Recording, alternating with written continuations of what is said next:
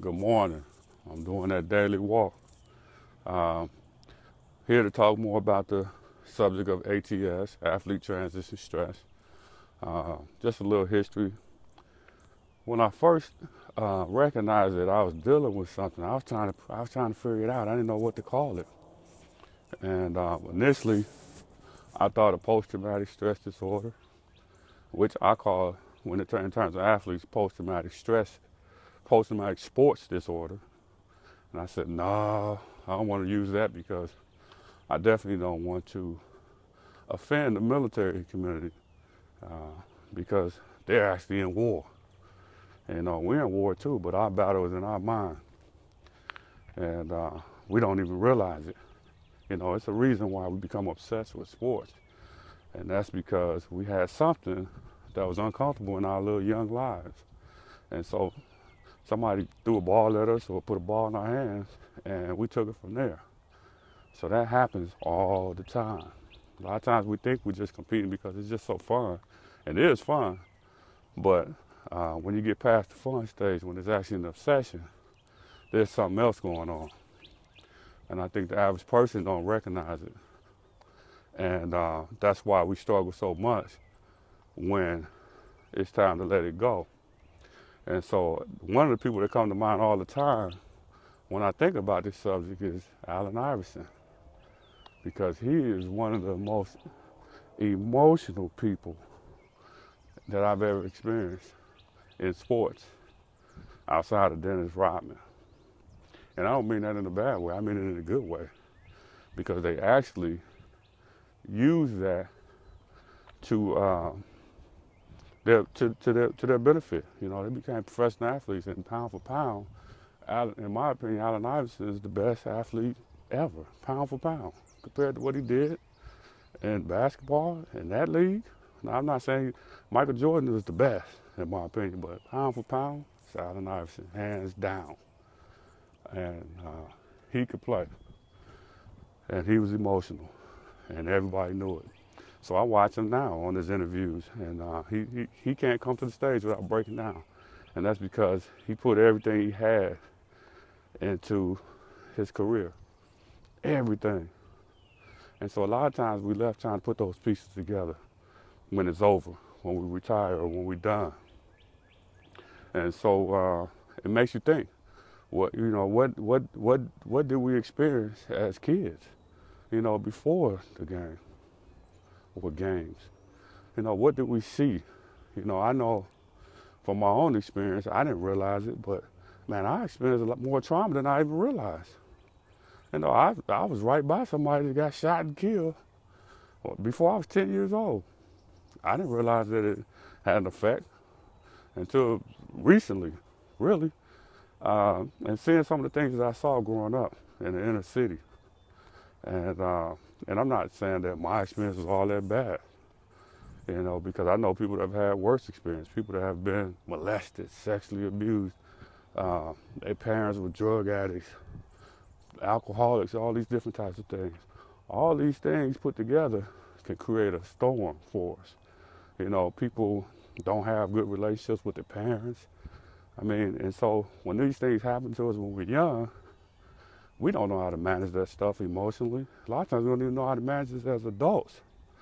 And so we start playing sports and it covers us. It's an escape, you know? And that's why you see these little kids on the fields, on the courts for hours and hours at a time. They in meditation. They don't even realize it. They're trying to figure out what's going on in the world. And sports is perfect. It's perfect. But what most people don't realize is they don't really prepare us, or I shouldn't say people, but society, they don't really prepare us for when it's over, when we're no longer playing, no longer competing. And that's why you have a lot of athletes struggling at the end, and sometimes before the end, and not realizing, why am I doing some of the things that I'm doing? What's going on with me? And they can't put the pieces together because life continues to happen even after sports. You get in relationships, you get jobs, you do all these things, And you saying, well, it's the job, or it's my spouse, or my significant other, whatever. Not never realizing that, man, I'm really missing my first love. That's one thing for sure. I don't have my sport no more, and everything that came with my sport. Friends, exercise, social. I mean, you get everything from it. Then all of a sudden, one day you wake up, it's over. You know, you don't want to be running around with a whole bunch of kids trying to compete. And sometimes your body won't allow you to do it anyway. So now you're questioning your abilities when the reality is it's time for you to exit the building. And that's a difficult thing for us to do because our ego is all up in it. And so we have to recognize all these different things so that we can move on. No more competing with kids, no more competing with your own kids or your spouse or whoever. Because at the same time, we've been conditioned to compete all the time. And we don't necessarily know how to turn that off because we've never been taught how to turn it off. But I think the bottom line is we just have to recognize that it's on. And it's still on, even though the game is over. It's still on. So part of my journey and this process with everybody in this community is to obviously bring these things to the surface and at the same time try to come up with some solutions. And I can't come up with all the solutions by myself, but at the same time I'm looking for a community to rally so that we can save some of the younger people coming after us so that they don't have to live under that unnecessary stress like we have endured for them. And so that's what this process is about. You know, I got a little mission statement, and I think I want to keep it simple. You know, the bottom line is I'm trying to make sure that the transition is a lot less stressful for former athletes because when that end comes, we left scrambling, whether we can admit it or not. But take some time to think about it. That's why I want to do a YouTube page so anybody can look at it. You don't have to put your name on it, nothing. You can just look at it and you do what you want to do with it.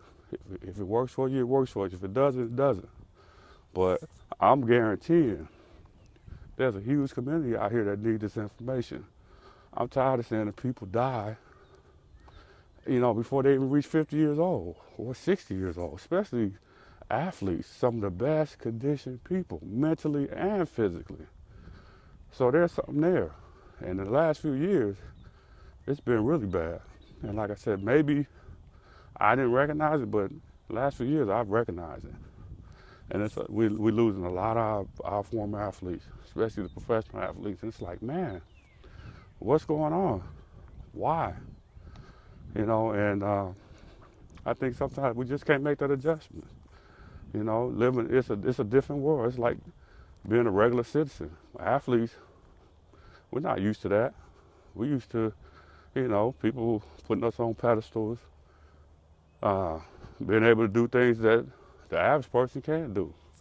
And so when we're no longer in that spotlight or on that pedestal, it's an adjustment, believe me. You know, our health start taking turns for the worse, mentally and physically. Our relationships are not good.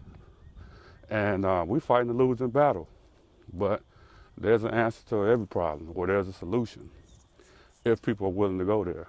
But the basis of what I'm talking about is all subconscious stuff. And so once we realize that there's things underneath the surface that we had no idea of, then we can do something about it. So I'll keep you guys posted. I look forward to my next walk and talk. But this is going to be an enlightening series. So thanks for checking it out, and I'll keep you posted.